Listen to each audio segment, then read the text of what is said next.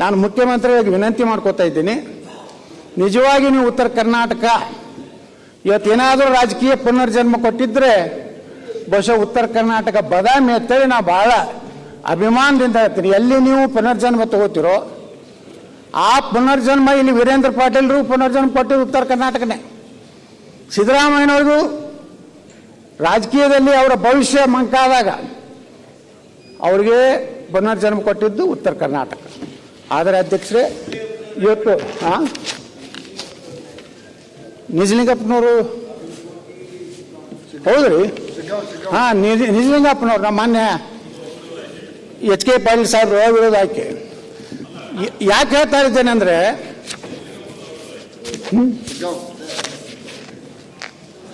ಅಧ್ಯಕ್ಷರೇ ಈ ರೀತಿ ನಮ್ಮ ಉತ್ತರ ಕರ್ನಾಟಕ ಹಿಂದುಳಿದ ಭಾಗ ಈ ನೀರಾವರಿ ಯೋಜನೆಗಳನ್ನು ಯಾವುದೇ ಸರ್ಕಾರ, ನಮ್ಮ ಸರ್ಕಾರ ಇದ್ದಾಗೂ ನಾನು ಮಾತಾಡಿದ್ದೀನಿ.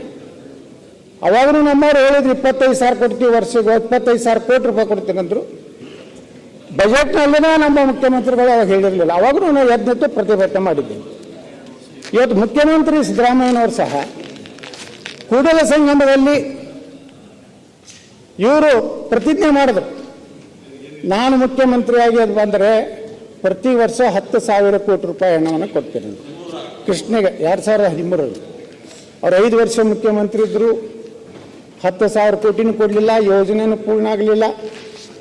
ಇವತ್ತು ಅಧ್ಯಕ್ಷರೇ, ಇವತ್ತು ನಮ್ಮ ಒಟ್ಟು ಸ್ಕೀಮ್ ಬಿಯತೆಯನ್ನು ನಾವು ಕರೀತಾ ಇದ್ದೀವಿ. ಸುಮಾರು 173 TMC ನೀರನ್ನು ಸದ್ಬಳಕೆಯನ್ನು ನಾವು ಮಾಡ್ಕೋಬೇಕಾಗಿದೆ. ಈ ಸಾಮರ್ಥ್ಯ ಏನಿದೆ, ಕೃಷ್ಣಾ ಮೇಲ್ದಂಡೆ ಯೋಜನೆ 1ನೇ ಹಂತ ಮತ್ತು 2ನೇ ಹಂತ ಯೋಜನೆ ಬಹಳಷ್ಟು ಪೂರ್ಣಗೊಂಡಿದ್ದು 6,08,000 ಹೆಕ್ಟೇರ್ಗಳಿಗೆ ನೀರಾವರಿ ಸೌಲಭ್ಯ ಒದಗಿಸಲಾಗಿದೆ. ಇದು ಸ್ಕೀಮ್ ಏದಲ್ಲಿ ಆದಂಥ ಒಂದು ಬೆಳವಣಿಗೆ. ಆದರೆ ಅಧ್ಯಕ್ಷರೇ, ಇವತ್ತು ಇನ್ನು 2ನೇ ಹಂತದಲ್ಲಿ ಇವತ್ತು ಲ್ಯಾಂಡ್ ಎಕ್ವಿಸಿಷನ್ ಆಗಬೇಕಾಗಿದೆ. ಈಗಾಗಲೇ ಮಾನ್ಯ ಮುಖ್ಯಮಂತ್ರಿಗಳು ಬೆಳಗಾವಿಯಲ್ಲಿ ಸರ್ವಪಕ್ಷದ ಶಾಸಕರನ್ನ ನೀರಾವರಿ ಹೋರಾಟಗಳನ್ನು ಕರೆದು ಸಭೆ ಮಾಡಿದ್ರು.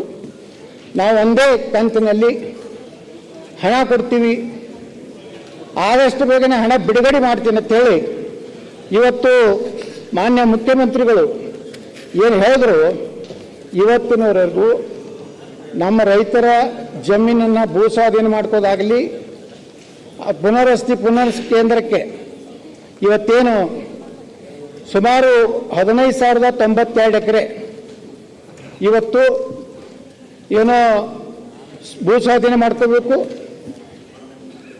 ಈ ನೀರಾವರಿಯಿಂದ ಸುಮಾರು 173 TMC ನೀರಿನಿಂದ ಮುಳುಗಡೆಯಾಗುವಂಥ ಪ್ರದೇಶ ಸುಮಾರು 1,75,470 ಎಕರೆ. ಈ ಒಂದು ಯೋಜನೆಯಲ್ಲಿ ಈ ಒಂದು ಯೋಜನೆಗಾಗಿ 76,550 ಎಕರೆ ಮತ್ತು ಅಚ್ಚುಕಟ್ಟು ಮತ್ತು ರಸ್ತೆ ಮತ್ತು ಲಿಂಕ್ ರಸ್ತೆಗಳಿಗೆ ಸುಮಾರು 4,595 ಎಕರೆ. ಈ ರೀತಿ ಭೂ ಸ್ವಾಧೀನವನ್ನು ಮಾಡ್ಕೊಳ್ಳುವಂಥ ಪ್ರಕ್ರಿಯೆ ಹಿಂದೆ ನಮ್ಮ ಬೊಮ್ಮಾಯಿ ಸರ್ಕಾರ ಪ್ರಾರಂಭ ಮಾಡಿತ್ತು. ಸುಮಾರು ಮೊದಲ ಹಂತದಲ್ಲೇ ಮಾನ್ಯ ಮುಖ್ಯಮಂತ್ರಿ ಅವತ್ತಿನ ಬೊಮ್ಮಾಯಿ ಅವರು, ಗೋವಿಂದ ಕಾರಜೋಳ ಅವರು, ನಮ್ಮ ಸರ್ಕಾರ ಸುಮಾರು 1,839 ರೈತರಿಗೆ ಭೂ ಪರಿಹಾರವನ್ನು ಕೊಡೋದ್ರ ಮೂಲಕ ಈ ಪ್ರಕ್ರಿಯೆ ಪ್ರಾರಂಭ ಮಾಡಿತು.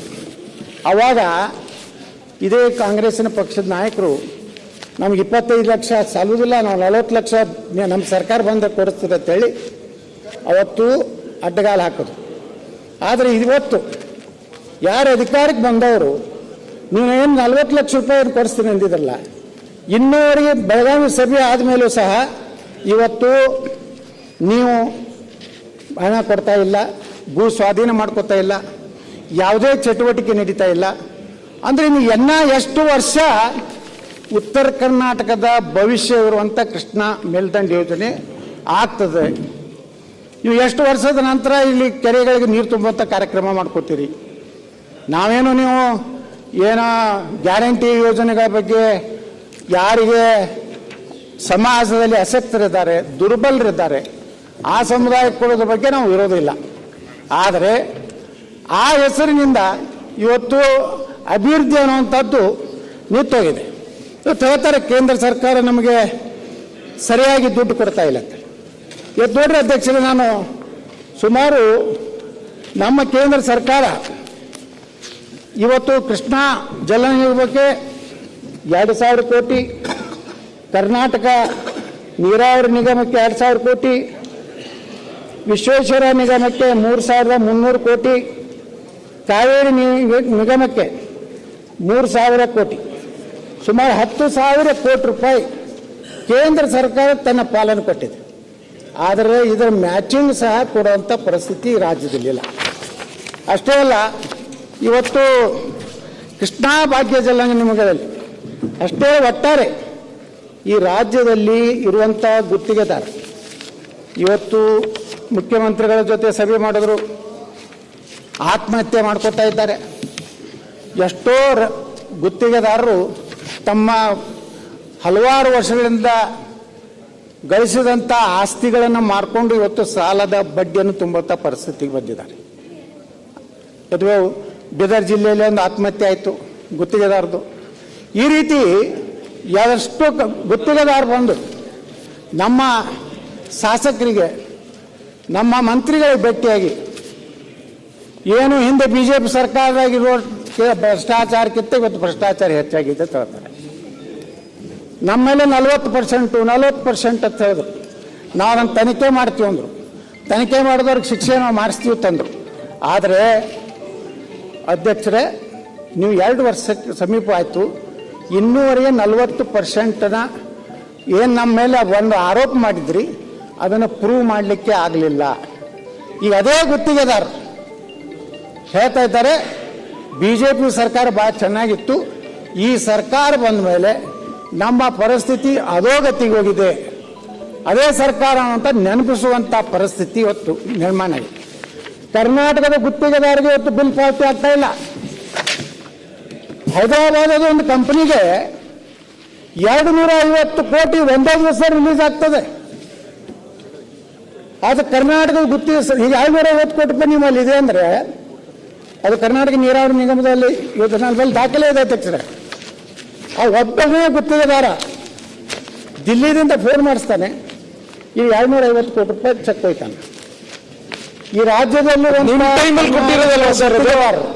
ನಿಮ್ಮ ಟೈಮಲ್ಲಿ ಕೊಟ್ಟಿರೋದಲ್ವಾ ಗುತ್ತಿಗೆ? BJP ಟೈಮಲ್ಲಿ ಕೊಟ್ಟಿರೋ ಗುತ್ತಿಗೆದಾರ ಅಲ್ವಾ? ಬಿಡ್ರಿ, ಅದು BJP ಬಿಡ್ರಿ. ಈಗ ನೀವು ಬಂದ ಮ್ಯಾಗ ಏನು ಮಾಡ್ಲಕತ್ತಿರೋದು ಹೇಳ್ರಿ. ಉಳಿಕಿದ್ ಬರೀ BJP ಬಿಟ್ಟು ಕೆಲಸ ಇಲ್ಲ ನಿಮ್ಗೆ. ಅಧ್ಯಕ್ಷರೇ, ಕರ್ನಾಟಕದ ಗುತ್ತಿಗೆದಾರಿಗೆ ಹಣ ಬಿಡುಗಡೆ ಆಗ್ತಾ ಇಲ್ಲ.